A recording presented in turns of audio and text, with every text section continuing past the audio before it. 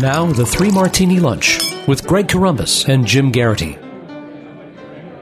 And welcome, everyone, to the Tuesday edition of the Three Martini Lunch, along with Jim Garrity of National Review. I'm Greg Corombos of Radio America. We have good, bad, and crazy martinis for conservatives today. And, Jim, we've got new polling out by Quinnipiac University in 3 key battleground states, and it's pretty good news for Donald Trump, especially compared to where he was not that long ago. Trump fans will instinctively say, we told you so, and they may be right. We'll see going on down the line. But in the states of Florida, Ohio, and Pennsylvania, they're all very, very close. In Florida, Clinton leads Trump 43-42. In Ohio, Trump leads Clinton 43-39. In Pennsylvania, Hillary leads Trump 43-42. If you're wondering why, it's because voters hate them both very, very much. In Florida, Hillary's underwater by 20 points, 28 in Ohio, 21 in Pennsylvania.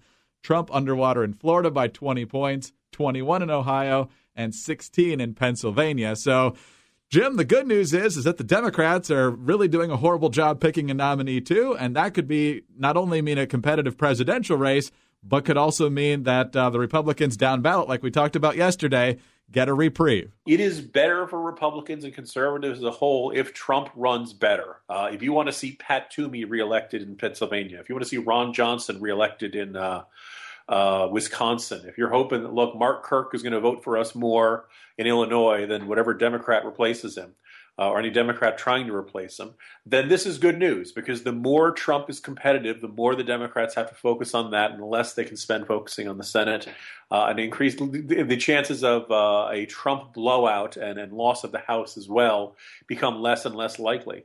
In addition to those state polls you mentioned there, Greg, we should point out that there's a Harvard poll that has Clinton ahead, but only 46% to 40%. They said swing states. They didn't specify which swing states, but they said it was only 45 to 41. There's rumors that at some point PPP is going to come out today with a poll that has Trump only down 4.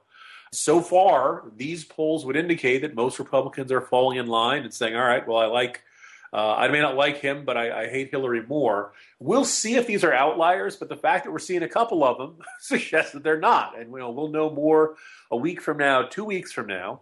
But for those of us like myself who are pointing to, look, Hillary, saying that Trump is polling very terribly against Hillary, well, maybe time to adjust that. I've been giving Trump a lot of grief over his bad poll numbers. I feel like I have to give him credit when they get better. This should be a 5-alarm fire for the Hillary Clinton campaign. They should not be thinking this is going to be easy. And I got to say, Greg, so far I'm really underwhelmed by the way the Hillary and the Democrats are responding to Trump so far. Yeah, they haven't learned anything that all the Republicans failed to learn at the same time. Interestingly, in the same poll, Bernie Sanders beats Trump in all 3 of those states. They're all close. It would be a 2-point win in Florida, 2-point win in Ohio, 6-point win in Pennsylvania. So all of those are very, very competitive. And he's more favorable than unfavorable in all 3 of those states. But as folks still have the warm fuzzies towards Bernie Sanders, let's take a look into the future. In fact, if he or his policies were to be enacted here in this country, let's go down to Venezuela. Reports from both the Washington Post and townhall.com paint a pretty bleak picture. Let's start with the Post. It's come to this. The country with the largest oil reserves in the world can't afford to brew its own beer, stay in its own time zone, or even have its own people show up to work more than 2 times a week. Venezuela, in other words, is well past the point of worrying that its economy might collapse. It already has. That's the only way to describe an economy that the International Monetary Fund thinks is going to shrink 8% and have 720% inflation this year. And that's not even the worst of it. No, that's the fact that the state itself is near collapse. Venezuela already has the world's second highest murder rate, and now the Chavista regime seems to be threatening violence of its own if the opposition succeeds in recalling President Nicolas Maduro. It's a grim race between anarchy and civil war. Over at Town Hall, they quote a report from the Pan Am Post pointing out that people have nothing to eat there. It's a painful reality that people hunt cats, dogs, and pigeons, stray animals, to ease their hunger. They're also picking vegetables up off the ground and trash to eat as well. On Sunday, May 1st, 6 Venezuelan military officials were arrested for stealing goats because there's no food on base. So, Jim, that's the utopia that Marx and Lenin dreamed of, but it always comes to this. You know, Greg, I can think of there are probably other more bloody examples of the the net effect of socialism, what it leads to, what it brings to. I do think you put it very well when you said an 8% contraction, the second highest murder rate, 700% inflation. And then the bad news is, wait, what was that? Was the good news? That's the upside? It's a horrible story. And here's the thing, like, life gives humanity enough problems with earthquakes, floods, famine, I mean, you name it. It's bad. The natural disasters. Socialism is a man-made disaster. This is something that is chosen, or in many cases imposed from on high, imposed with force. You would think. I remember seeing this same kind of observation in North Korea, also a socialist state. Although some people dispute whether it's just it's too crazy to qualify as traditional socialism,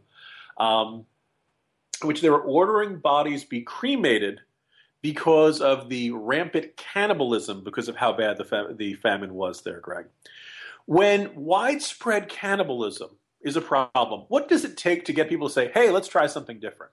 Right. Wouldn't that strike you as the biggest, clearest, flashing neon sign, if you had the electricity, but they don't, indicator that your policies have failed and it's time to try something new? My frustration and my suspicion is, Greg, that at some point college students will look at that and say, well, okay, but it wasn't pure socialism. Right.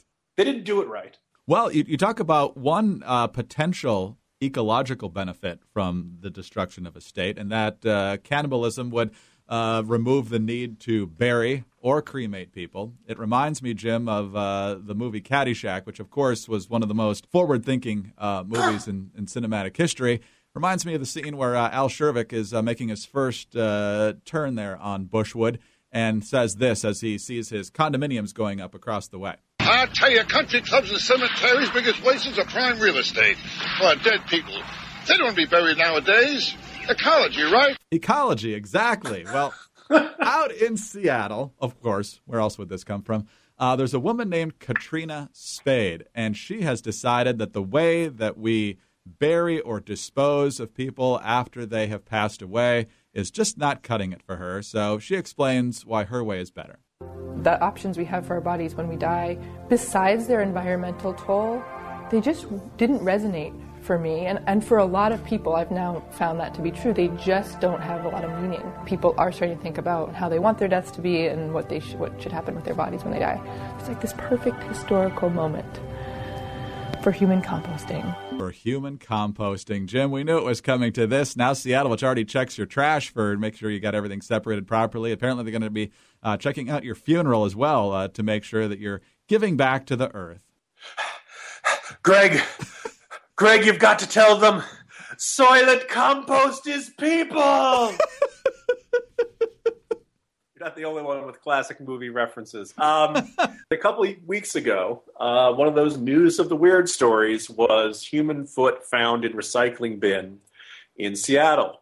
Being the wise ass that I am, Greg, my response was, oh, come on. Everybody in Seattle knows that belongs in compost, not recycling. I thought I was joking. I thought that was too absurd to be real. But no, in fact, that is apparently the proposal on the table up there in Seattle. We should give credit. I do believe a judge struck down the rule that was going to have the cops going through your trash to see if you were composting and finding you if you didn't. If you remember, that was the Audi commercial that portrayed the green police in the not-too-distant future. Yes. Sending SWAT teams against people for failure to compost. That wasn't so fictional, at least in the Seattle area. A beautiful place, a beautiful part of the country that is apparently run by absolute nut jobs. Jim, the left is going so crazy that is it more challenging now for people like you who kind of like to have fun exaggerating to the extreme that they're almost beating you to it? Yeah. or the other thing is that the wildest joke you can think of, you get some responses of, shh, don't give them ideas.